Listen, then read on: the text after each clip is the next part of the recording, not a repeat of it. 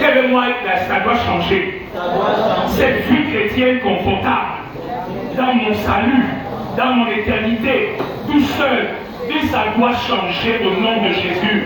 Dis ça doit changer au nom de Jésus. Alléluia. Ma vie doit porter des fruits.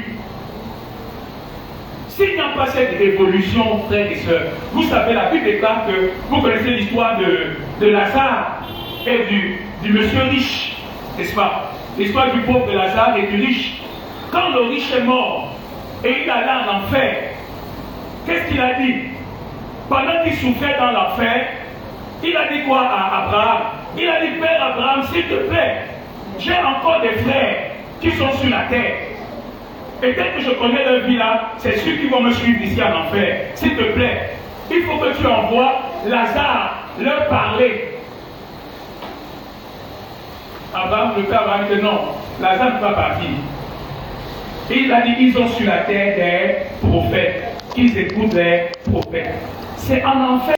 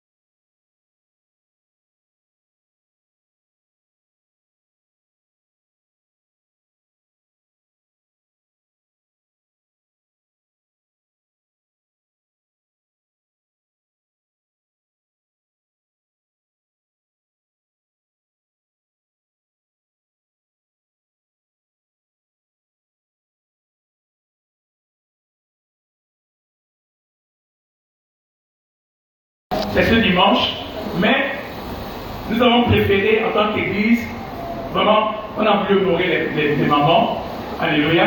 Donc le dimanche prochain, ça sera un culte spécial pour la fête des mères, alléluia. Mais n'empêche que ce matin, je peux souhaiter bonne fête des mères à toutes les mamans, à toutes les jeunes filles, à toutes les jeunes sœurs, toutes les femmes qui sont dans la salle ce matin, bonne fête des mères, alléluia. Mais la célébration, ça sera dimanche prochain. Et nous voulons que ce soit un culte d'évangélisation. Alors qu'est-ce qu'on va faire? Chacun de nous, l'objectif c'est d'avoir dimanche prochain au moins 50 nouvelles mamans ou jeunes filles ou jeunes femmes ici le dimanche prochain. Vous voyez que c'est possible? Amen. Alléluia. Est-ce que nous sommes ensemble ce matin? Est-ce que le peuple de Dieu veut s'engager dans le business du Père? Dimanche prochain, marquez cela parce que c'est notre objectif à nous tous. Nous voulons que dimanche prochain, on compte 50 nouvelles femmes ici dans la salle. Amen. Regardez-moi, on peut voir la foi dans les yeux des gens. Mais quand tu as vu le temps que Paul prêchait quelque part et il a vu dans les yeux d'un monsieur que ce monsieur avait la foi.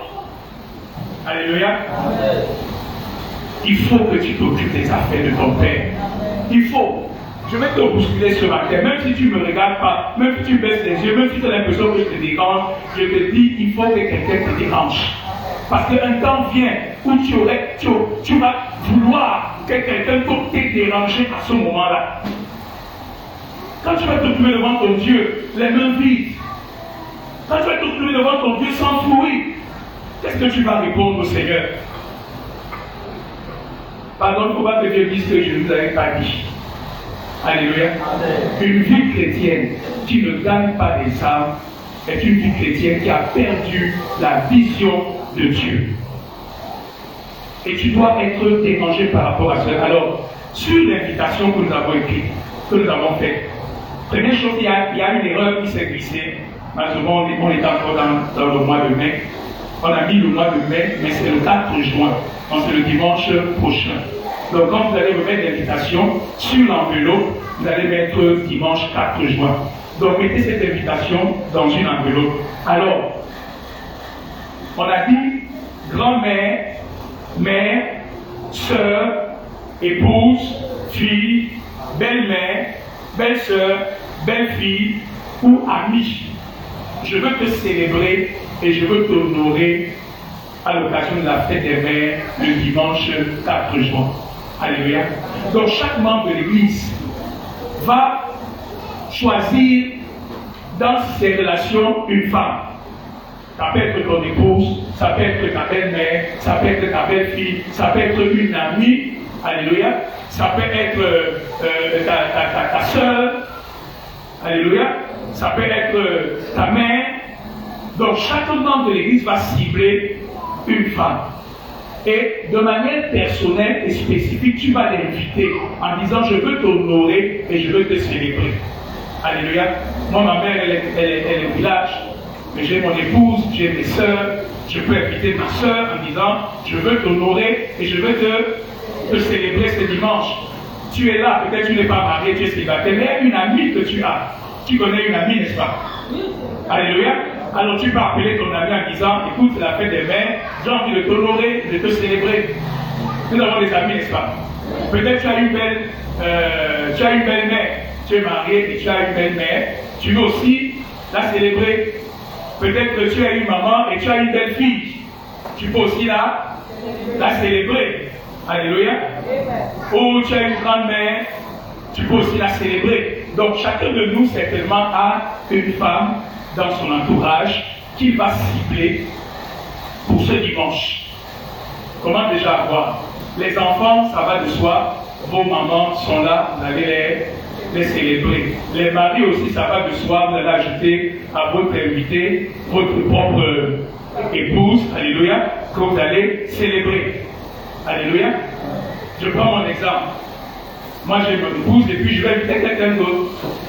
Me suivez? Alors ce qu'on va faire, c'est que chacun va préparer un petit quelque chose. On n'a pas dit de se ruiner. C'est l'intention qui est importante. Alléluia. Donc chacun de nous va préparer un petit quelque chose pour son invité. Et tu vas l'amener et tu vas le lui offrir le dimanche à la fête des mères. Alléluia. Et ça sera pour nous l'occasion de présenter l'évangile, d'adorer ensemble, de célébrer ensemble, de nous réjouir du don que Dieu nous a fait au travers de la femme et de célébrer la fête des mères. Alléluia.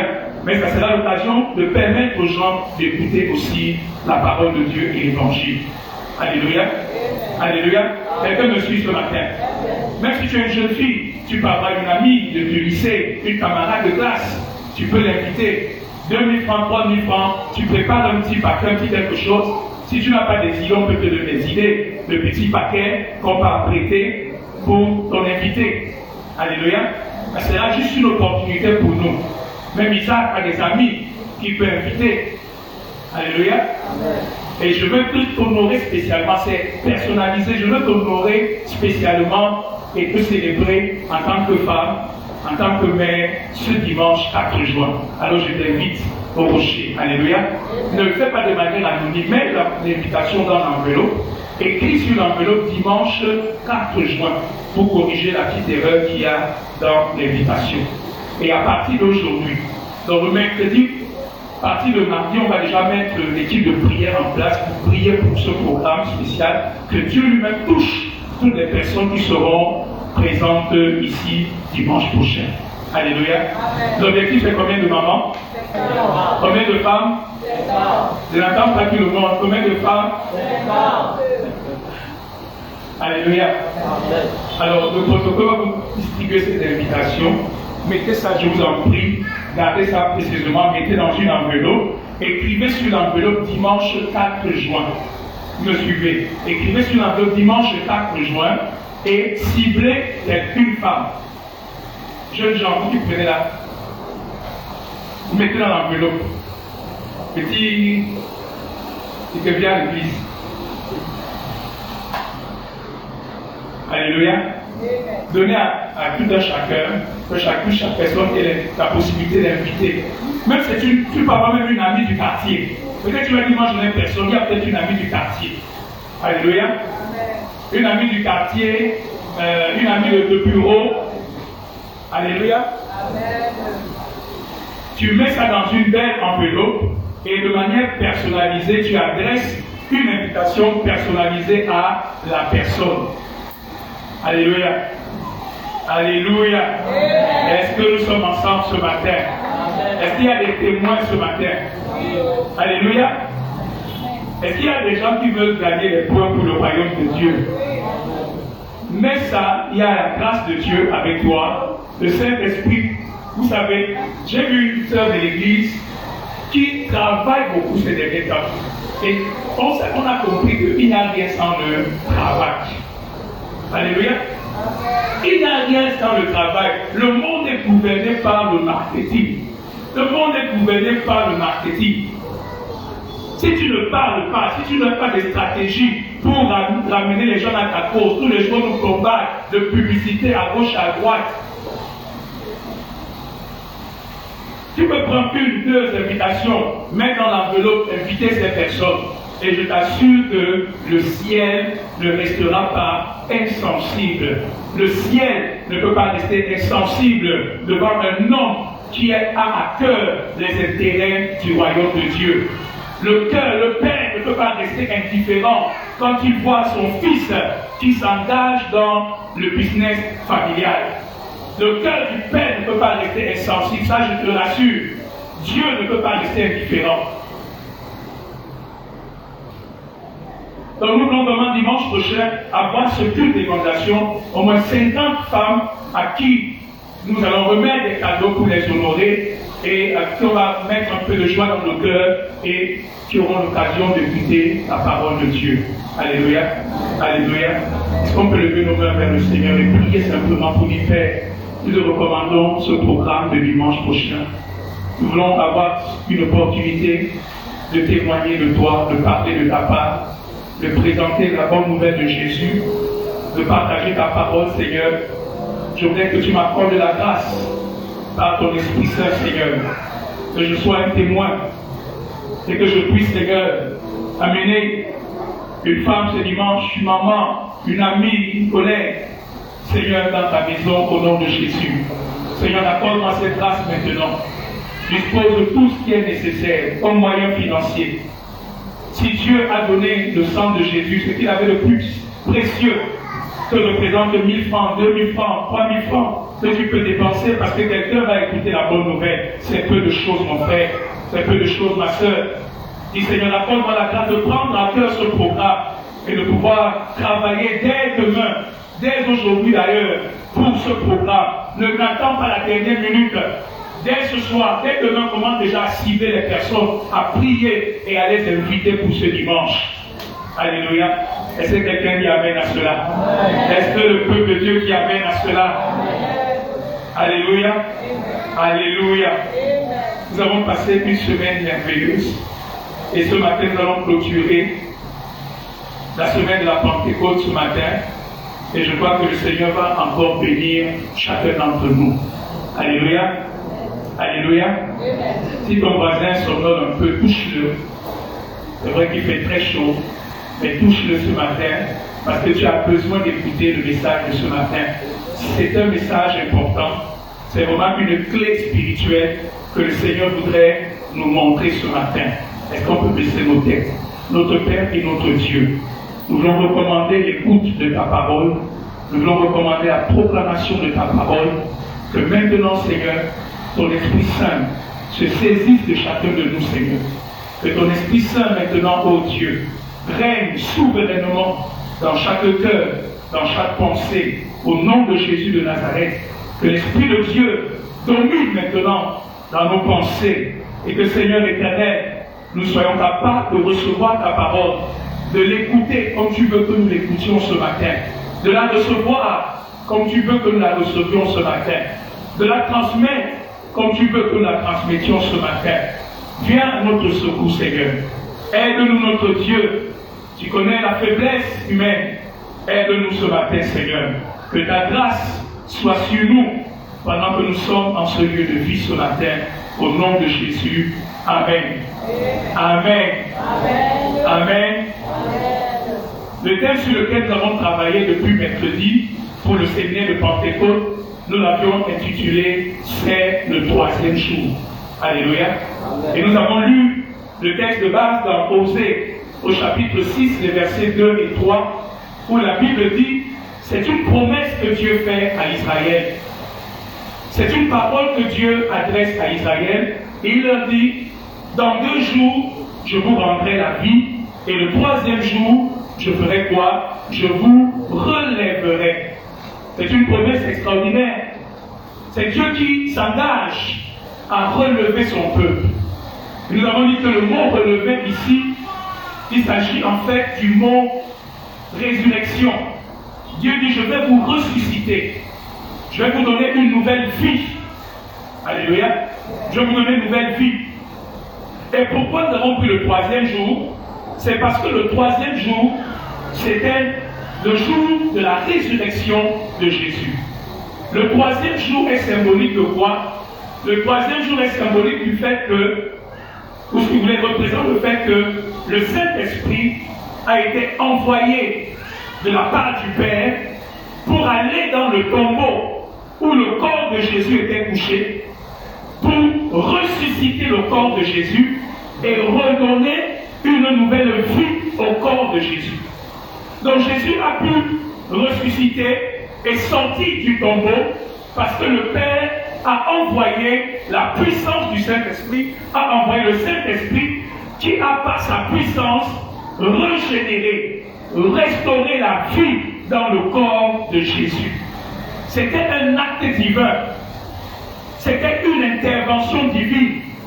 C'était une opération divine par la puissance surnaturelle de Dieu. Et j'ai voulu annoncer cette semaine à chacun d'entre nous qu'il n'y a aucune situation, il n'y a aucune condition dans laquelle le Saint-Esprit soit incapable de restaurer la vie. Amen. Alléluia. Le Saint-Esprit est capable de redonner la vie à tout ce qui est mort dans ta vie. Le Saint-Esprit a la puissance nécessaire, suffisante pour redonner la vie partout là où la mort s'est établie. N'est-ce pas une bonne nouvelle? N'est-ce pas une bonne nouvelle? Parce que la mort pour les hommes est la fin de toute chose.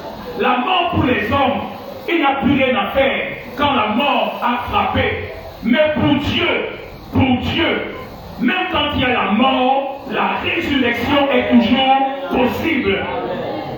Quelqu'un me suit ce matin? La résurrection est toujours possible. Devant la mort, les hommes sont démunis. Devant la mort, les hommes baissent les bras, ils jettent l'éponge. Mais devant la mort, le croyant sait qu'il y a un Dieu, non seulement qui donne la vie aux morts, mais qui est capable de ressusciter les morts. Amen. Alléluia. La mort a plusieurs dimensions. Il ne s'agit pas juste de la mort physique. Alléluia. La mort a plusieurs dimensions.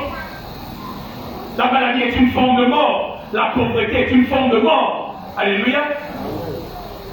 Le péché, c'est une forme de mort. Les problèmes que nous connaissons dans la vie sont des formes de mort. Quand la mort est là, ça veut dire que la chose ne fonctionne plus telle que Dieu l'a destinée. Donc Dieu peut redonner la vie à toutes les réalités de ta vie. Tu me suis ce matin. Tu me suis ce matin. Et il est tout puissant pour le faire. C'est le Saint-Esprit qui a formé Jésus dans le sein de Marie. Marie n'avait pas connu d'homme. Marie était une vierge. Mais comment est-ce qu'une vierge a pu enfanter? C'est parce que rien n'est impossible à la puissance surnaturelle de Dieu. Amen. Comment est-ce que les situations de ta vie peuvent reprendre vie? C'est parce qu'il n'y a rien qui soit impossible à la puissance de Dieu. Donc je voulais annoncer cette semaine à quelqu'un qu'il faut que tu crois à la puissance de la résurrection. Quel que soit ce qui est mort dans ta vie, quel que soit ce qui ne marche pas, quel que soit ce qui ne fonctionne plus, quel que soit ce que tu as perdu, quel que soit ce qui est bloqué, paralysé, il y a un Dieu qui peut restaurer la vie. Ma Bible me dit qu'il y avait un paralytique qui était assis à la porte du temple et qui n'avait jamais marché de sa vie. Ses pieds étaient paralysés. La mort était dans ses pieds. Depuis sa naissance, il est né paralysé. Et on le portait comme un colis pour le déposer devant la porte du temple chaque jour. Et le matin et le soir, on venait le reprendre. Il n'avait pas la vie dans ses bras, dans ses pieds. La mort avait paralysé cet homme. La mort avait rendu cet homme mendiant. La mort avait détruit la destinée de cet homme. Mais le jour où cet homme a rencontré Pierre et Jean, qui allaient à la prière, Pierre et Jean lui ont dit, nous n'avons ni or ni argent, mais ce que nous avons, au nom de Jésus, fais quoi? Lève-toi et marche. Comment ça s'est passé? La vie de Dieu a touché les membres de ce paralytique et tout d'un coup, il s'est retrouvé debout. Quelqu'un me suit ce matin. Il y a une puissance dans la vie de Dieu. Il faut que tu crois à la puissance de la résurrection. Quel que soit le verdict qui a été mis sur ta vie, quel que soit le diagnostic qui a été mis sur ta vie, je t'annonce ce matin qu'il y a un Dieu qui, par la puissance du Saint-Esprit, est capable de ressusciter toutes choses. Oh, tu devais dire amen plus fort à cela. Tu devais dire amen plus fort à cela. Tu devais dire amen plus fort à cela. Il y a avec moi la vie. Il y a avec moi la vie. Au nom de Jésus. Il y a avec moi la vie. Dans tous les aspects de ma vie. La vie, la vie. Vous savez, on ne peut pas définir la vie. Mais quand il y a la vie, on sait qu'il y a la vie. Alléluia. Quand il y a la vie dans ton âme, tu sais qu'il y a la vie dans ton âme. Mais quand il y a aussi la mort dans ton âme, tu sais qu'il y a la mort dans ton âme. Alléluia. Quand il y a la vie dans ton mariage, tu sais qu'il y a la vie dans ton mariage. Mais quand il y a aussi la mort, tu sais qu'il y a la mort. Alléluia. Quand on t'appelle chou, quand on t'appelle chérie, quand on t'appelle coucou, tu sais qu'il y a la vie. Alléluia. Mais quand on t'appelle pas le nom du village, tu sais que là, il faut que j'entre encore dans la chambre pour secouer la marmite dans la prière. Parce que j'ai l'impression que la vie est en train de partir. Alléluia. Quand il y a la vie dans tes finances, tu sais qu'il y a la vie. Alléluia. Et quand il y a la mort, tu sais aussi qu'il y a. Quand il y a la vie, quand on te demande même 1000 francs, tu donnes. Tu donnes même 2000, même 10 000. Mais quand il y a la mort dans tes finances, on te demande même si tu vas t'énerver comme si on t'avait demandé 1 million. Quand on te demandait quoi ici là, tu vas crier. Il y a la mort dans tes finances. Quand il y a la mort dans ton corps, tu sais qu'il y a la mort. Quand il y a aussi la vie dans ton corps, toi-même tu sais qu'il y a la vie. Comment tu sautes, comment tu montes, comment tu descends, comment tu es scellé. Mais quand il y a aussi la mort dans ton corps, toi-même tu sais. Alléluia. Donc je ne peux pas t'expliquer avec la définition du dictionnaire c'est quoi la vie. Mais je suis sûr que quand je parle de la vie, toi tu sais de quoi je parle. Quand il y a la vie dans ta vie chrétienne, tu sais. Quand il y a la mort dans ta vie spirituelle aussi, tu sais. Vous êtes d'accord avec moi? Amen. Merci. Quand il y a la mort dans une relation que tu as avec quelqu'un, tu sais, n'est-ce pas? Quand il y a aussi la vie dans votre relation, toi-même tu sais. N'est-ce pas? Quand il y a la vie, dès que je te vois, je vais t'embrasser, je vais te sourire. Mais quand il y a la mort, je vais faire quoi? Je vais prendre la tangente. Frère, ce matin, prions que Dieu restaure la vie partout là où la mort a touché, la vie. Nous sommes un peuple. Jésus a dit, je suis venu pour que mes brebis aient la vie et qu'elles soient dans la abondance. Alléluia. La vie dans ton âme ce matin. Toi qui es triste, abattu, déprimé, découragé, la vie dans ton âme ce matin. Alléluia. Dis avec moi, nous voulons la vie. Vous savez, personne n'aime la mort. Il n'y a rien qui pue aussi qu'un corps qui est en train de décomposer. Personne ne peut rester dans une maison, il y a un mort qui décède. Personne n'aime la mort. Alléluia. Vous savez, quand la mort est venue à cause du péché et de Satan, Dieu nous a appelés à la vie. Alléluia. Alors touche quelqu'un qui lui reçoit la vie ce matin. Dieu reçoit la vie ce matin. Reçoit la vie ce matin. Alléluia. A été donné sur la terre par lequel un homme peut avoir la vie éternelle. Si c'était le nom de Jésus. Alléluia. Le jour que je voudrais, le sous-thème de ce matin, le 3e jour, c'est marcher dans une vie nouvelle. Le 3e jour, c'est marcher dans une vie nouvelle. Alléluia. Et je voulais vraiment vous donner quelques minutes. Il y a des choses importantes que nous voulons partager ce matin. Lisons ensemble dans Romains au chapitre 6, le verset 4. Romains au chapitre 6, le verset 4. Vous y êtes? Romains au chapitre 6, le verset 4. Et tu vois quelqu'un qui aime pas assoupir, s'il te plaît, touche-le gentiment. Romains chapitre 6, verset 4. Est-ce qu'on peut lire ensemble? Une fois et deux. Nous avons donc été ensevelis avec lui par le baptême en sa mort, afin que comme Christ est ressuscité des morts par la gloire du Père, de même, nous aussi, nous marchions en nouveauté de vie. Alléluia. Quand tu entres dans le troisième jour, tu marches maintenant en nouveauté de vie. La Bible déclare que Christ est mort. Et par la puissance du Père, par la puissance du Saint-Esprit, Christ est ressuscité des morts. Cela est pour nous un témoignage et un signe que nous aussi, nous sommes appelés, ou nous avons été appelés à passer par le même processus. Et la Bible déclare que par le baptême, nous avons été ensevelis avec lui et nous sommes aussi comment ressuscités avec lui pour que nous marchions en nouveauté de vie. Alléluia.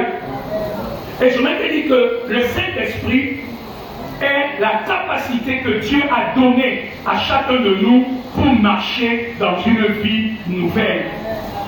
Alléluia. Le Saint-Esprit est la ressource, la puissance, la force que Dieu a donnée à chacun de nous pour marcher dans une vie nouvelle. Quelqu'un me suit ce matin? Le Saint-Esprit est la ressource, la force, la puissance, la capacité que Dieu a donnée à chacun de nous d'être un homme nouveau, d'être une femme nouvelle. Quelqu'un me suit ce matin? Par le Saint-Esprit, tu peux être une nouvelle femme, un nouvel homme, alléluia, une nouvelle personne, une nouvelle création. Dis à ton voisin qu'il n'y a pas d'excuse. Dis-lui qu'il n'y a plus d'excuse. Et il n'y a plus d'excuse. Tu peux être une nouvelle personne. Tu peux être un autre homme. Tu peux être une autre femme. Non pas par ta puissance, mais par la puissance et la ressource du Saint-Esprit agissant dans ta vie. Quelqu'un me suit ce matin? Donc retiens déjà cela. Quand Dieu envoie le Saint-Esprit habiter en nous, en réalité il vient à notre secours. Il vient nous aider. Parce qu'il voit et il sait que de nous-mêmes, nous ne pouvons pas marcher en nouveauté de vie. Nous sommes esclaves du péché, liés par les habitudes du vieil homme, liés par le vieux caractère, le vieux moi, les vieilles habitudes. Nous sommes liés par ces choses. Mais quand Dieu envoie le Saint-Esprit, c'est pour dire, je vais t'aider, je vais envoyer ma grâce, ma puissance, ma capacité en toi, et tu vas marcher en nouveauté de vie. Je voudrais vous donner quelques illustrations ce matin. La première, on va voir l'histoire d'un homme. C'est une histoire qui est triste. Mais je voudrais vous la montrer ce matin. Allons ensemble dans le livre de 1 Samuel, au chapitre 10, le verset 6. 1 Samuel, au chapitre 10, le verset 6. Si tu es là, dis Amen avec moi très fort, si tu as trouvé. 1 Samuel, chapitre 10, verset 6. 1 Samuel, chapitre 10, verset 6. Est-ce qu'on peut lire ensemble? Vous y êtes? Vous y êtes? 1 Samuel 10, verset 6, une fois et deux. L'Esprit de l'Éternel te saisira, tu prophétiseras avec eux, et tu seras changé en un autre homme. Alléluia. Est-ce que ça te parle ce matin? Est-ce que ça te parle ce matin? Est-ce que tu as soif d'être une nouvelle personne? Est-ce que tu as soif d'être un homme transformé? La Bible déclare de Saül, Dieu, le prophète Samuel lui a dit, l'Esprit de l'Éternel te saisira. L'Esprit de l'Éternel te saisira. Il n'a que la puissance du Saint-Esprit pour transformer le cœur de l'homme. Il n'a que la grâce du Saint-Esprit pour transformer le cœur humain. Et l'Esprit de l'Éternel va te posséder. L'Esprit de l'Éternel va s'emparer de toi. L'Esprit de l'Éternel va te saisir. Et tu vas prophétiser. Et tu seras transformé en un autre homme. En un autre homme. En une autre femme. Par le Saint-Esprit. C'est la bonne nouvelle que je suis venu t'annoncer en cette matinée de Pentecôte, que le Saint-Esprit est capable de saisir ta vie, est capable de transformer ta vie, est capable de changer qui tu es et de faire de toi un homme nouveau et une femme nouvelle. Il y a de l'espérance pour toi. Amen. Il y a de l'espérance pour toi parce que Dieu t'a secouru et il a envoyé le Saint-Esprit. L'Esprit de l'Éternel te saisira, tu prophétiseras et tu seras transformé en un autre homme. Je vais dire à quelqu'un ce matin, le christianisme n'est pas une religion. Le christianisme est un programme de transformation de l'homme. C'est un programme de transformation par la puissance du Saint-Esprit. Nous sommes à l'église pour être transformés, transformés, transformés. On n'est pas là pour des religieux qui chantent des chants. On n'est pas là pour des religieux qui font des prières. Nous sommes des hommes qui ont besoin d'être transformés par la puissance du Saint-Esprit. Alléluia. Le christianisme n'est pas une religion. C'est un programme de transformation. C'est un programme de changement. Le monde a ses psychologues. Le monde a ses psychiatres. Le monde a ses médecins. Le monde a tous ces gens. Mais nous avons la parole de Dieu et le Saint-Esprit pour notre transformation. Alléluia. Alléluia. Dis à quelqu'un, tu peux être une autre personne. C'est ça le programme de Dieu. Tu peux être une autre personne. Et quand vous lisez la suite de l'histoire, la Bible déclare que tout ce que Samuel avait dit à Saül s'est accompli. Dès qu'il a tourné le dos, Dieu a donné à Saül un autre cœur. Il a commencé à prophétiser. Écoutez le verset 11 du chapitre 10. Le verset 11 du chapitre 10. Verset 11 du chapitre 10. Qu'est-ce qu'il est dit? Tous ceux qui l'avaient connu auparavant virent qu'il prophétisait avec les prophètes et l'on se disait l'un à l'autre dans le peuple, qu'est-il arrivé au fils de Kis? Alléluia. La dernière fois qu'on a posé cette question concernant ta vie, c'était quand? La dernière fois qu'on s'est posé la question de savoir, mais qu'est-ce qui se passe dans le cœur de cet homme? Qu'est-ce qui se passe dans la vie de cette femme? On ne le reconnaît pas. On ne reconnaît pas son comportement. On ne reconnaît pas son caractère. On n'a jamais vu se comporter ainsi. On n'a jamais vu avec une telle joie. On n'a jamais vu avec un tel amour. On n'a jamais vu avec un tel comportement. Alléluia. Je vais te dire que le Saint-Esprit, quand il est dans ta vie, il va changer le témoignage de ta vie. Il va changer ce que les gens disent de toi, pensent de toi. Si tel n'est pas le cas, il y a un travail à faire. Je vais te montrer ce travail ce matin. Alléluia. Quand le Saint-Esprit est dans la vie d'un homme, le témoignage de cet homme change. Vous êtes d'accord avec moi? Aïe, aïe, aïe, aïe. Vous êtes d'accord avec moi ce matin? Non, je n'ai pas envie de continuer à jouer au religieux. Je n'ai pas envie de continuer à faire des rituels. J'ai besoin d'une vie nouvelle en moi. J'ai besoin d'un cœur nouveau. J'ai besoin d'être une autre personne transformée par la puissance de Dieu. Alléluia. Les gens disent, ah, mais qu'est-ce qui est arrivé au fils de Kis? Comment il prophétise? Ça nous a changé de classe. Il est maintenant de la classe des hommes surnaturels. Saül n'avait jamais prophétisé, mais il commence à prophétiser. Ça veut dire qu'il a changé de dimension. Quand le Saint-Esprit vient, il va t'amener dans la dimension du surnaturel. Il va t'amener dans la dimension de Dieu. Alléluia. C'est pourquoi ce matin on doit se réjouir, on doit bénir le Seigneur. Parce que tu n'as pas eu besoin qu'on mette tes laves au village et qu'on mette tes huiles bizarres sur toi. Tu n'as pas eu besoin qu'on te fasse des qualifications pour te donner un esprit guide, un esprit totem. Tu n'as pas eu besoin quand tu es dans tel endroit mystique pour qu'on te donne un ange gardien. Dieu a dit, il va faire de toi un homme surnaturel, un homme spirituel, par la puissance du Saint-Esprit. L'esprit qui est en toi est plus puissant que tout autre esprit qui va agir dans la vie de tout homme. D'abord, c'est que tu te négliges. Tu ne sais pas quel est l'esprit qui habite en toi. Tu ne connais pas la puissance de l'esprit qui est en toi. Alléluia. Je me suis amusé l'autre jour. Vous savez, quand si tu ne fais pas attention, tu veux commencer à agir comme un marabout. Tu veux commencer à agir comme un magicien. Parce qu'il y a des choses quand tu commences à faire. Tu peux prendre de l'eau, tu pries dessus, tu bois, et tu seras guéri. Ah oui? Ah oui? Ah oui, oui, oui, oui. Jésus parlait même aux arbres, il dit que arbre, aucun fruit ne va sortir de toi. Et l'arbre sèche instantanément. Alléluia. Instantanément. Le Saint-Esprit t'introduit dans le surnaturel.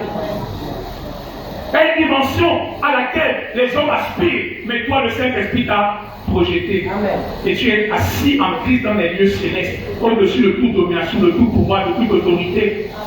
Amen. Alléluia. Dis à quelqu'un, tu n'es pas un simple homme. Tu n'es pas un simple homme, par la puissance du Saint-Esprit. Alléluia. C'est un don merveilleux. C'est une grâce merveilleuse.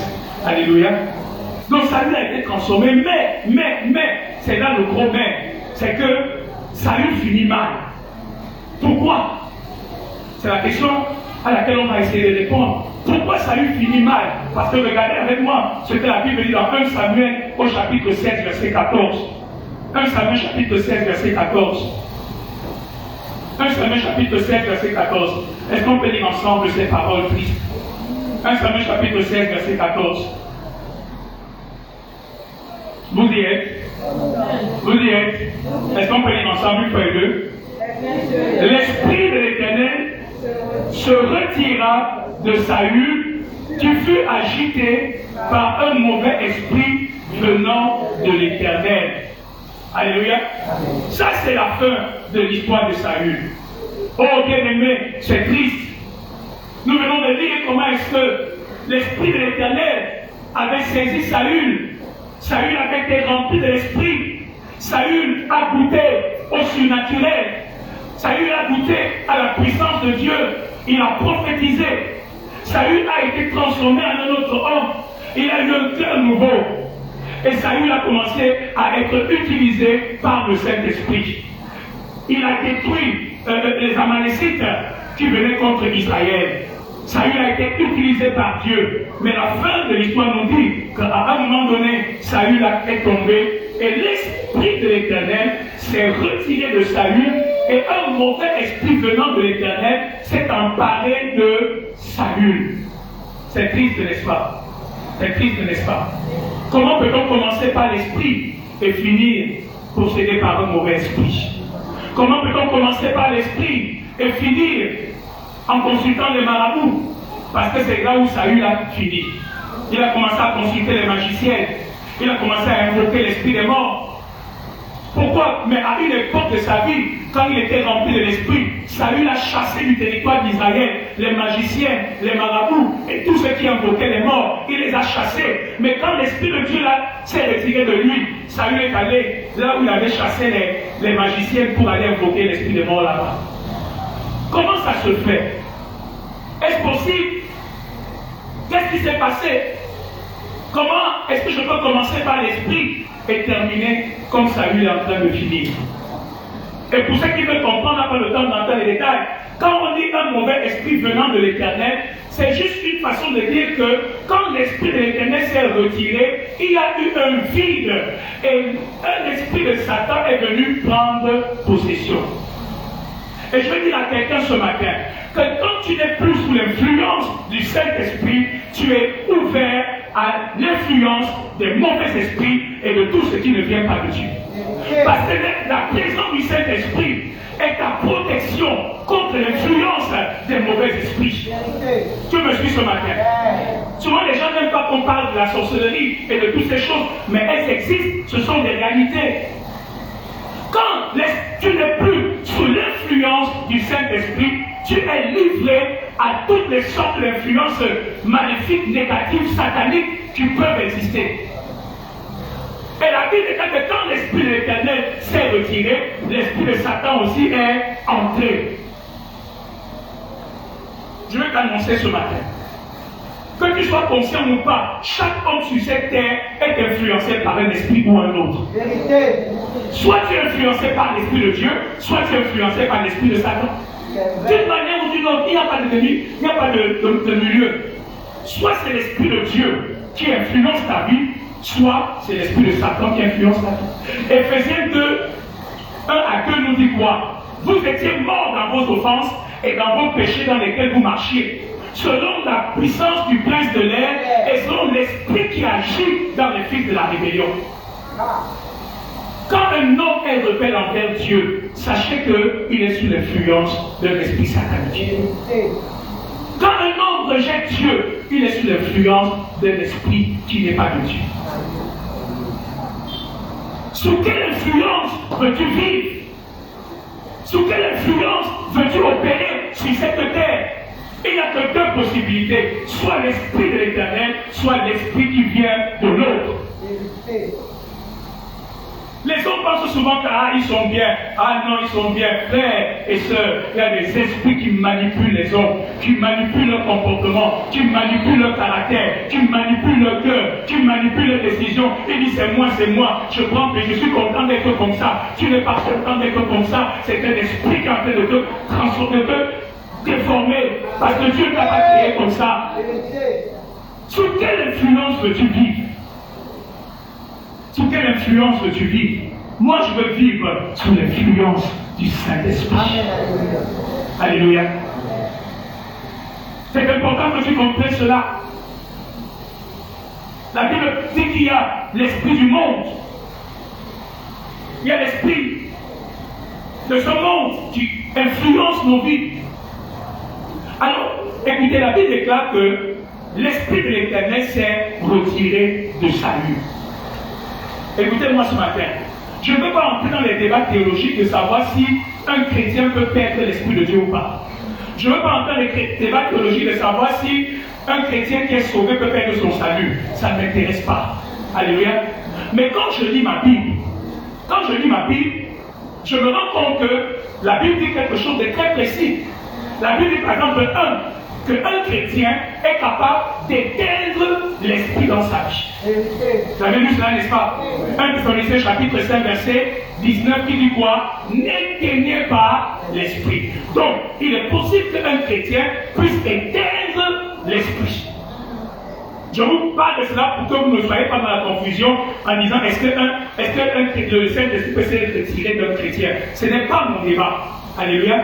Mais en tant que chrétien de la nouvelle alliance, en Christ Jésus, ma Bible déclare clairement que bien que tu aies le Saint-Esprit, tu es capable de l'éteindre.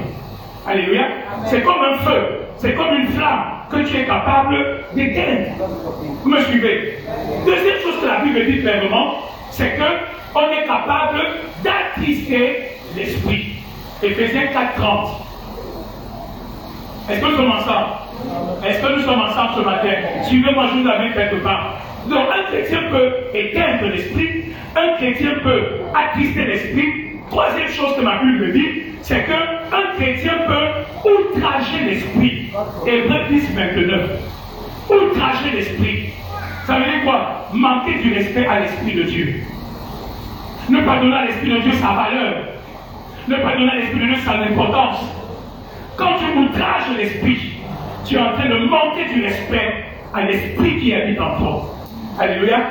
La Bible déclare ceci. Paul a dit quelque part à des chrétiens en disant, ne savez-vous pas que Dieu habite en vous par le Saint-Esprit? Comment prendrez-vous les membres de Dieu pour en faire les membres d'une prostituée? Parce que vous allez avec une prostituée. Donc vous manquez de respect à la présence glorieuse de Dieu qui habite en vous. Donc quand la Bible me dit que je peux éteindre l'esprit, je peux outrager l'esprit, je peux attrister l'esprit, ça veut dire que finalement, l'esprit peut être en moi, mais il est dans une position où il est incapable de se manifester dans ma vie. Ah. Écoute, quand tu attristes l'esprit, tu t'attends à quoi? Quand tu éteins l'esprit, tu t'attends à quoi? Quand tu outrages l'esprit, ça veut dire que tu le mets dans une position où, même comme il est là, mais il ne peut pas se manifester.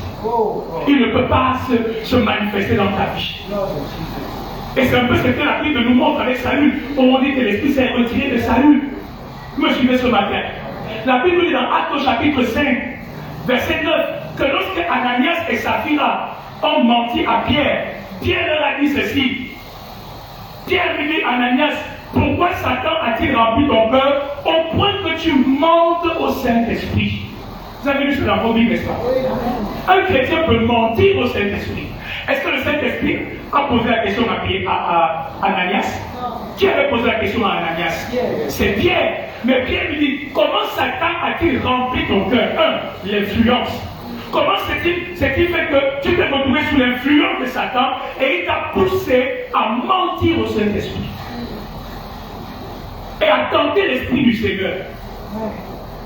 Je vous parle ce matin pour vous dire que le don de Dieu est extraordinaire. Le don de Dieu est incommensurable, mais il s'accompagne aussi avec une responsabilité. Il faut que quand tu reçois un don, que tu prennes conscience de la valeur, de la puissance de ce don dans ta vie.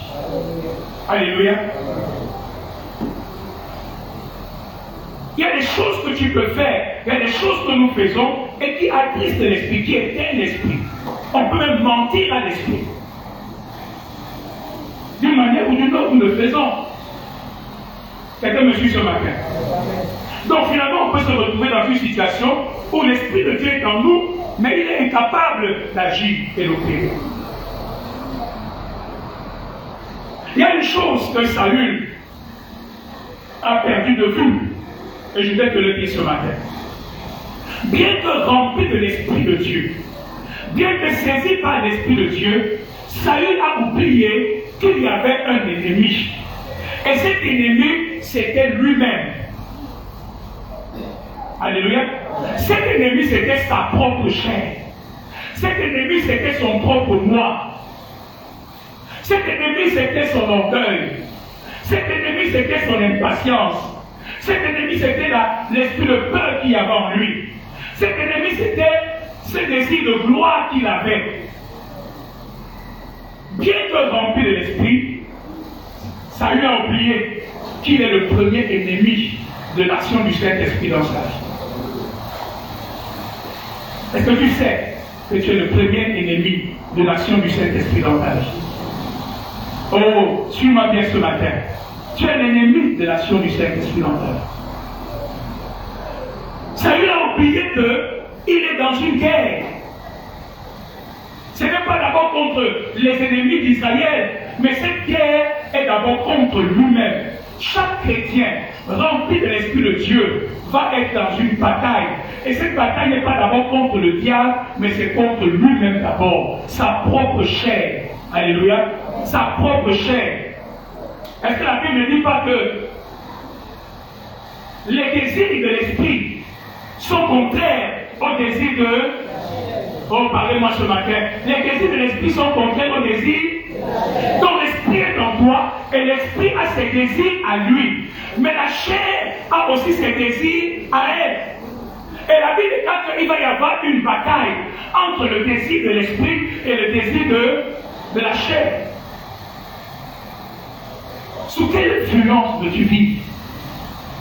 Si tu ne prends pas conscience qu'il y a un ennemi qui habite en moi. La Bible le présente de plusieurs manières. La Bible parle, on n'a pas le temps de lire. Galates au chapitre 5. Les désirs de la chair, les œuvres de la chair, les plaisirs de la chair, l'esprit du monde, toutes ces choses sont des choses qui combattent la vie de Dieu en toi. Et tu peux être croyant, né de nouveau. Bien aimé, cette parole m'a beaucoup aidé et je voudrais que ça vous aide aussi ce matin. Parce qu'on peut se poser la question, mais comment est-ce que Saül, s'il avait déjà un cœur nouveau, comment est-ce qu'il a encore pu tomber? Si Saül avait déjà saisi par l'Esprit de Dieu, comment est-ce qu'encore il a pu tomber? Je vais t'expliquer quelque chose ce matin pour que tu comprennes. Alléluia. Le tout n'est pas d'avoir l'Esprit en toi. Le plus important est que tu marches par l'Esprit? Est-ce que tu es conduit par l'Esprit? Est-ce que tu te laisses guider par l'Esprit? Est-ce que tu laisses le Saint-Esprit travailler dans ton cœur? Est-ce que nous sommes d'accord ce matin? On réveille quelqu'un qui est à côté de toi, que l'Esprit de Dieu nous aide ce matin. Je sais que ce n'est pas un message de bénédiction que tu attends, mais je te dis ce matin, ça, c'est une clé qui va t'aider à manifester la puissance de Dieu dans ta vie. Alléluia. Le tout n'est pas d'avoir l'Esprit. Il faut aussi comment? Marcher par l'Esprit. Quand on dit marcher par l'Esprit, ça veut dire laisser le Saint-Esprit gérer ta vie, gouverner ta vie, contrôler ta vie, posséder ta vie, tes choix, tes décisions, tes paroles, tout ce que tu fais, tu dois marcher selon l'Esprit. Est-ce que vous commencez à comprendre quoi est notre problème? Vous commencez à comprendre notre problème? Beaucoup nous sommes nés de Dieu, ça je n'en doute pas. Nous sommes chrétiens, ça je n'en doute pas. Nous avons l'Esprit de Dieu en nous, ça je n'en doute pas. Mais ce dont je voudrais vous montrer ce matin, c'est que nous ne nous laissons pas conduire, guider, nous ne marchons pas par l'Esprit.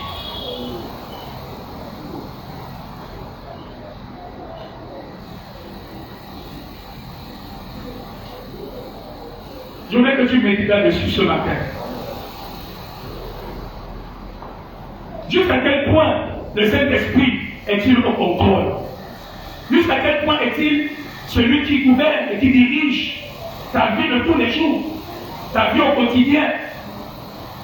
Parce que tu ne peux pas ce matin dire Saint-Esprit, remplis-moi, inonde-moi, fais ceci pour moi. Mais le Saint-Esprit te dit, mais je ne peux pas. Je ne peux pas, même malgré toute ma bonne volonté. Parce que je ne suis pas maître, je ne suis pas Seigneur. Tu ne me laisses pas diriger. Tu ne me laisses pas te conduire. Tu ne laisses pas ma volonté prendre le dessus. Comment veux-tu que je te remplisse? Comment veux-tu que je te conduise? Mais tu dis, j'ai le Saint-Esprit, oui, je suis là. Mais tu ne peux pas vivre ma manifestation et ma plénitude parce que tu ne me laisses pas te conduire. Alléluia. Je voudrais vous me déplacer. Je voudrais vous aider ce matin. On va faire une petite illustration. Vous allez comprendre pourquoi c'est important que nous parlons de cela. Pourquoi est-ce que beaucoup de chrétiens, nous avons l'Esprit de Dieu en nous, mais l'Esprit de Dieu ne se manifeste pas dans nos vies. On ne voit pas ses fruits, on ne voit pas sa puissance, on ne voit pas la transformation, on ne voit pas le changement. Pourquoi? Pourquoi est-ce que malgré le fait que tu sois né de nouveau, si tu ne fais pas attention, tu peux te retrouver plus tard comme Saül? Pourquoi? Je vais te montrer cela ce matin. La Bible déclare dans 1 Thessaloniciens chapitre 5 que l'homme a trois parties. L'esprit, l'âme et le corps, n'est-ce pas? Je vais trois personnes ce matin. On va faire une petite illustration, vous allez comprendre pourquoi c'est important. La première partie, c'est l'esprit. Est-ce que je peux avoir quelqu'un qui peut représenter l'esprit? Jeunes gens, aidez-moi prièrement. Tu as trois parties en toi. Vous allez comprendre pourquoi on dit que Saül était changé à un autre homme, mais finalement Saül se retrouve en train de tomber. Tu as trois parties. La première partie de toi, c'est l'esprit. Ça, c'est l'esprit. La deuxième partie de toi, c'est l'âme. Je voudrais une deuxième personne pour faire l'âme. L'âme. Merci, petit. Ça, c'est l'âme. L'âme. Et la troisième partie de toi, c'est ton corps. Je veux une troisième personne pour faire le corps.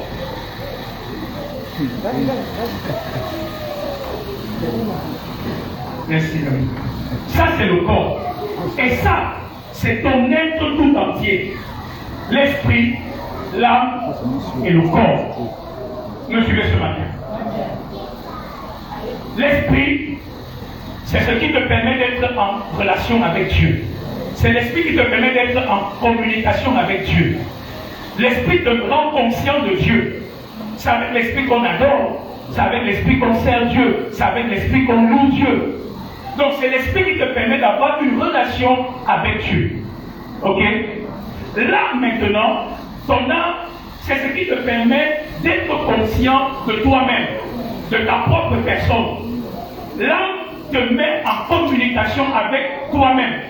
Parce que dans ton âme, il y a ta pensée, il y a tes émotions, il y a ta volonté. Alléluia. Ça, c'est ton âme. Tu peux être seul dans ta chambre, tu parles avec toi-même, n'est-ce pas? Il n'y a personne. Donc l'âme te rend conscient de toi-même. Tu peux parler avec toi-même. Tu peux savoir ce que tu ressens. Tu peux savoir ce que tu penses. Tu peux penser une chose. et penser autre chose. Donc l'âme te rend conscient de toi-même au travers de tes émotions, de tes pensées et de ton intelligence. Et le corps maintenant te rend conscient du monde extérieur au travers des 5 sens, la vue. Tu sais que quelque chose existe dans ce monde parce que tes yeux l'ont vu. Si tes yeux ne peuvent pas le voir, tes mains peuvent le toucher. Alléluia. Si tes mains ne peuvent pas le toucher, ton nez peut le sentir. Donc le corps, avec toutes ses facultés, les 5 sens, te rend conscient du monde extérieur. Le programme de Dieu, c'est lequel?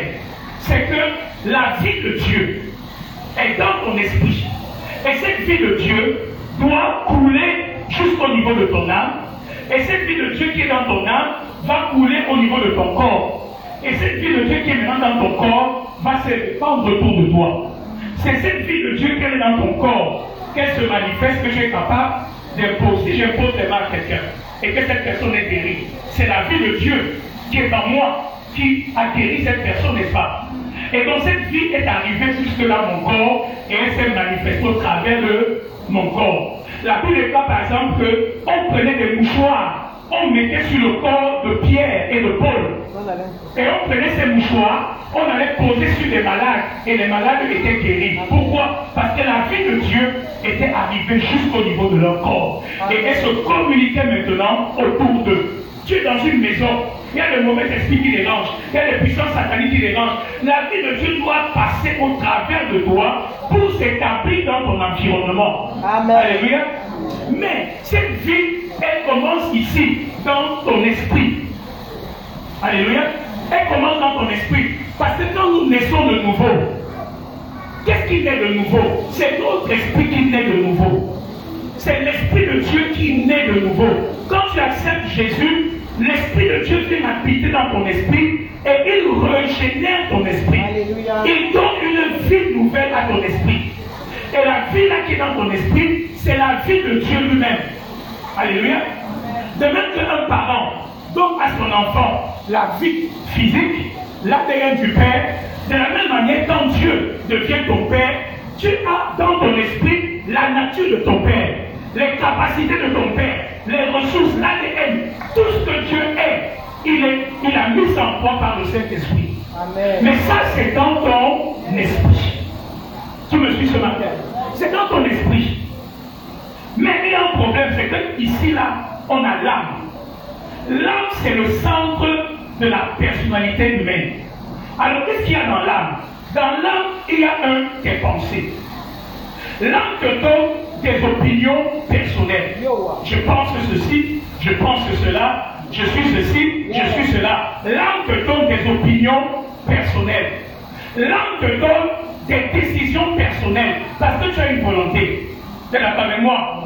Parce que tu as une âme, tu as une volonté, tu peux décider de faire quelque chose, comme tu peux décider aussi de ne pas le faire, n'est-ce pas? Donc l'âme te donne des émotions personnelles, l'âme te donne des opinions personnelles, l'âme te donne des décisions personnelles. Il y a des choses ici à dire souvent. On peut dire quelque chose, ça blesse Barthélemy, mais ça ne blesse pas en Mélanie, n'est-ce pas? Parce que chacun d'entre eux a son âme. Alléluia. Chacun a ses sentiments et ses émotions personnelles. Ce qui peut blesser quelqu'un d'autre peut ne pas me blesser. Alléluia. Ce que moi je peux accepter de faire, quelqu'un d'autre peut ne pas l'accepter. Donc ça c'est l'âme. C'est le centre de la personnalité humaine. L'âme c'est ce qu'on appelle le je, le moi, l'ego. C'est ça l'âme. L'âme c'est le moi, le je veux, je pense, je décide, je. Ça c'est le moi. C'est l'âme. Alléluia. Et le corps, c'est les désirs de la chair et tout le reste, qui ne sont pas mauvais en soi, mais qui peuvent être dangereux. Ce qui m'intéresse, c'est le fait que pour que la vie de Dieu qui est en toi, pour que le Saint-Esprit qui est dans ton esprit se manifeste dans l'âme et se manifeste dans le corps, il va falloir que ce monsieur, il accepte de faire quoi? Il accepte de... Alors on dit le force ce matin, il accepte de faire quoi? Toi-même, tu dois prendre ce monsieur, le moi, le je, l'ego, l'orgueil, je pense, je suis, je veux, je. Tes sentiments personnels, tes émotions personnelles, ta volonté personnelle, tes pensées personnelles. Tu vas prendre ce monsieur, tu l'amènes à l'autel de la croix, tu l'amènes à l'autel de Dieu et tu le sacrifies. Parce que ce monsieur-ci est le plus grand obstacle à ce que la vie de Dieu, la puissance de Dieu, l'onction de Dieu, les capacités de Dieu qui sont dans ton esprit se manifestent en toi et au niveau de ton corps. C'est lui, c'est le centre de ta personnalité. Donc un homme de Dieu spirituel, quand il n'est plus ici, je veux, moi je pense, et qu'il se déplace, et qu'il se met maintenant ici, il dit que non pas ce que moi je veux, mais ce que la parole de Dieu veut, ce que le Saint-Esprit veut, mais, beaucoup de nous ce matin sont ici. Et c'est ça qui pose. Je veux le dire, Dieu me l'a dit clairement. Ça c'est le moi, c'est lui. C'est pour ça que tu vas faire 15 ans dans l'église. Tu seras comme un chrétien qui est né hier. Ouais. Tu vas faire 20 ans dans l'église. Mais tu ne goûteras pas à la puissance de Dieu, à la grâce de Dieu. Pourquoi? Est-ce que tu es méchant? Non. C'est parce que tu ne veux pas que ce monsieur meure. Tu ne veux pas que le moi meure, l'ego meure. Tu ne veux pas que le je meure. Tu le veux vivant. Mais l'âme ne peut pas manifester deux vies en même temps. L'âme ne peut pas manifester deux volontés en même temps. Il faut qu'une volonté meure. Soit c'est la volonté de Dieu qui ne va pas s'accomplir, soit c'est ta volonté qui ne va pas s'accomplir. L'une des deux va mourir. Tu me suis ce matin. Dieu vous choquait ce matin, mais je pouvais vous le dire parce que ça va vous aider. Beaucoup de vous vivez votre vie chrétienne au niveau d'ici. C'est votre âme qui est tout. Vous faites des choses quand vous le voulez, quand vous le sentez, quand vous avez envie, quand vous pensez que ça correspond à ce que vous voulez, quand vous servez, quand vous avez envie de servir, vous servez, quand vous voulez venir à l'église, vous venez, quand vous voulez venir à votre heure, vous venez. Ça, c'est le moi, c'est comme ça, à ce stade que nous servons Dieu. Et une telle vie, le Saint-Esprit qui est ici, il est bloqué. Il est désarmé. Il dit, je ne peux rien faire. Tu as beau parler en langue, tu as beau venir chanter tout sortes de chants, tu as beau faire toutes sortes de prières, mais il dit, on va quitter là-bas. Parce que ce monsieur-ci, il doit mourir. Il doit mourir. Tu me suis ce matin. Oh, il doit mourir. Tu dois le prendre et l'amener comme un sacrifice à l'autel. Il doit mourir.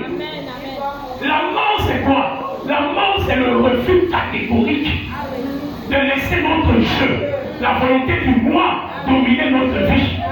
Et on va prendre le jeu et le moi, on va les sacrifier à l'autel de Dieu. Et quand on va les sacrifier à l'autel, maintenant le Saint-Esprit va dire, je peux maintenant agir. Alléluia. Je m'amuse à dire ça, le Saint-Esprit dit qu'il y en a parmi vous. S'il veut te réveiller à 2 heures pour prier pour un frère qui est dans un problème, le frère là, son problème va le toucher.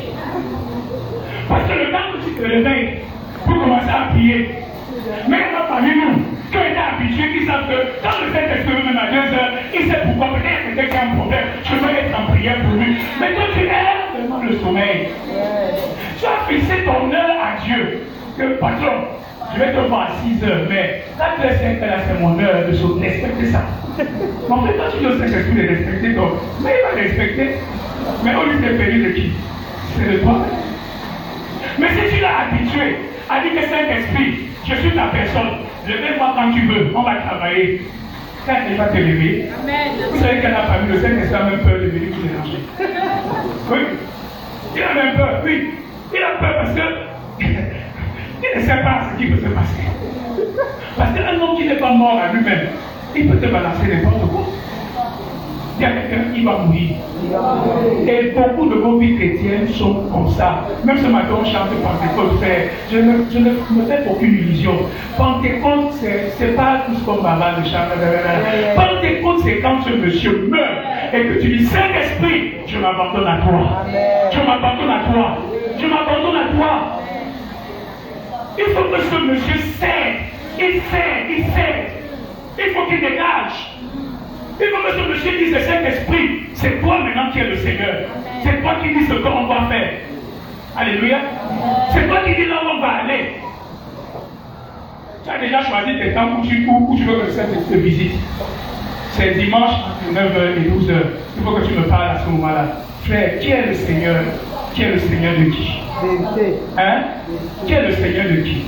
Est-ce que je vous choque ce matin? Ça m'a délivré, je vous assure, mes bien-aimés. Ça m'a délivré parce que je comprends que le moi, le je. Il y a des chrétiens parmi vous. On peut parler avec toi pendant 2 heures de temps pour que tu pardonnes. Tu pardonneras seulement le jour où tu as senti pour que tu pardonnes. Tu pardonneras seulement le jour où ton âme. Non, je sens encore mal. Je sens encore mal. Oui, parce que c'est la chair qui contrôle. Je sens encore mal. Et tu vas garder rancune. Tu as le Saint-Esprit. Hein? Tu as le Saint-Esprit. Le Saint-Esprit en toi. Mais tu vas garder rancune pendant 2 mois. Quand le Saint-Esprit vient te parler que c'est comment tu peux le fâcher comme le fait là, tu le sais, laisse ça. Et tu continues à prier. Alléluia. Gloire à l'Éternel. Et Saint-Esprit te dit que non. Écoute, il y a un tel programme. Il faut que tu obéisses. L'obéissance est un peu. Et que Saint-Esprit laisse-moi ça. Et on vit la vie chrétienne à ce niveau. Alléluia. Qui est Seigneur de ta vie chrétienne actuellement? Qui est Seigneur? Tu fais les choses quand tu sens, quand tu veux, ou quand l'Esprit de Dieu te le demande de le faire.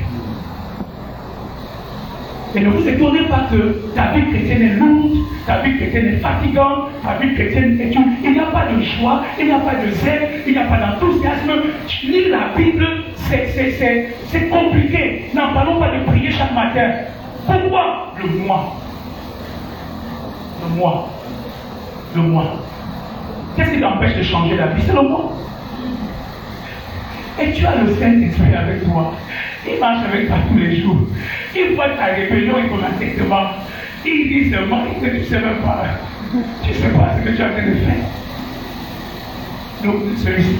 Et c'est la peine que je veux faire ce matin.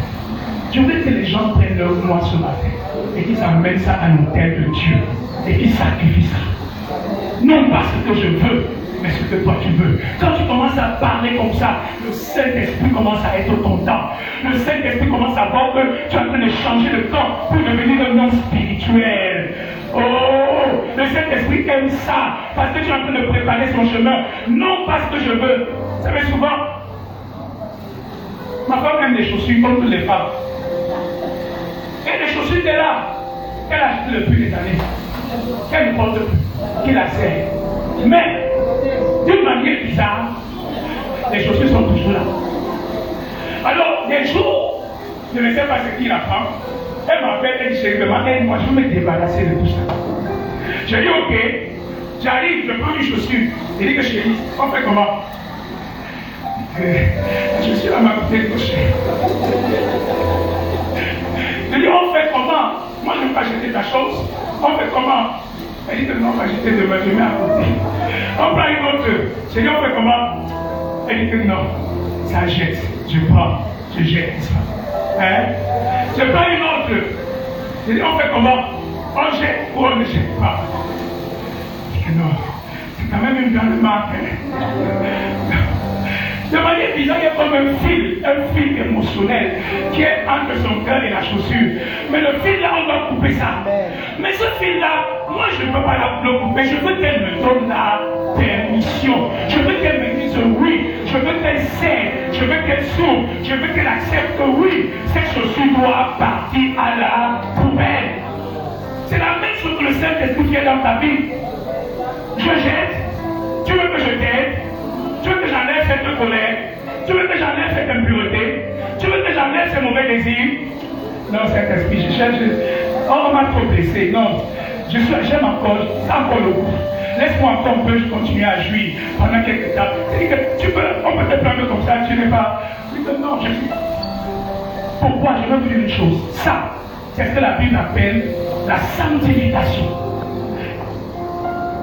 La régénération, c'est quand tu nais de nouveau. Tu ne fais rien. Tu dois juste croire. Et c'est le Saint-Esprit qui fait tout. Il te donne une nouvelle vie dans ton esprit. Ça, c'est la glorification. C'est quand on se retourne de Christ, nos corps seront transformés en de corps glorieux. Amen. Et ça ne dépend pas de nous. Ça sera au son de la trompette, nos corps vont être transformés en des corps glorieux. Donc, ça ne regarde pas. Mais ici, c'est la sanctification. Le Saint-Esprit a besoin de ta participation. Il faut que tu cèdes. Il faut que tu te laisses faire. Il faut que tu dises oui. Il faut que tu lâches prise. Il faut que tu dises au Saint-Esprit, c'est toi qui as raison. C'est la parole de Dieu qui a raison. Ce n'est pas moi qui décide. Ce n'est pas ce que je pense qui est important. Ce n'est pas ce que je sens qui est important. C'est ce que toi tu me dis qui est important. Saint-Esprit, me voici. Fais ton œuvre à moi. J'accepte de pardonner. J'accepte de renoncer. J'accepte de refuser à ce plaisir, à ces désirs mondains, à ce plaisir de la chair, à cette vie du monde. Saint-Esprit, je ne peux pas le faire de moi-même, mais je te donne mon OK ce matin. Agis en moi. Transforme-moi. Saint-Esprit, aide-moi. Cette impureté, je n'ai plus envie d'être sale. Je veux être un temple du Saint-Esprit de Dieu, lavé, purifié, sanctifié. Dis Saint-Esprit, aide-moi. Cette saleté va quitter ma vie. Purifie-moi par ton feu. C'est pourquoi Jésus a que Jean-Baptiste a baptisé d'eau. Mais Jésus-Christ nous baptisera du Saint-Esprit et de feu. L'appel que je voudrais lancer à chacun ce matin, est-ce que ce mois, cet écho, tu peux l'amener ce matin à l'autel du sacrifice. Tu peux l'amener ce matin au pied de Jésus. Et dis Seigneur, en ce jour de Pentecôte, je me livre à toi. Je me livre à toi. Tu as été acheté par un grand prix, le prix du sang de Jésus. Et ta vie ne t'appartient plus. Ton corps ne t'appartient plus. Ta vie appartient à Dieu. Vas-tu accepter de livrer ta vie ce matin? Vas-tu accepter de livrer tes pensées? Vas-tu accepter de livrer tes opinions personnelles? Vous savez, nous sommes dans un monde aujourd'hui. Les Canadiens adoraient les parades et les Astartés. Mais il y a une grosse icône que le monde aujourd'hui adore. C'est le moi. C'est le moi. Les vues sur Facebook, les likes sur Facebook, les photos sur Facebook. C'est l'idole du moi et de l'orgueil qui gouverne le monde aujourd'hui. Ce qu'on pense de moi, ce qu'on pense de ce que j'ai porté, ce qu'on pense de ma voiture, ce qu'on pense de ma maison, on s'en fout. Ce qui est important, c'est ce que le ciel pense de moi. C'est ce que le ciel pense de ma vie. On s'en fout de savoir qui me like et qui me like pas. Le mois doit tomber, l'idole du mois doit tomber. Il y en a parmi vous, on a géré des problèmes de mois et de mois et de mois et de mois. C'est pas parce qu'on n'a pas le Saint-Esprit. C'est parce qu'il y a quelque chose qui s'appelle ta volonté propre que tu ne veux pas laisser mourir. Aujourd'hui, tu as inventé ta vie chrétienne. Tu as inventé ta vie chrétienne. Tu as inventé ta spiritualité qui n'a rien à voir avec la spiritualité du Saint-Esprit. Il y a quelqu'un qui doit mourir ce matin. Et le moi doit mourir ce matin. Il doit mourir. Merci, bien-aimé, allez vous asseoir. La mort, ça signifie fou. Jésus a dit, prenez votre croix. Est-ce que le groupe peut se mettre en place, nous allons chanter ce cantique. Oui, prends tout, Seigneur, entre tes mains. Et je voudrais lancer cet appel ce matin, vraiment libre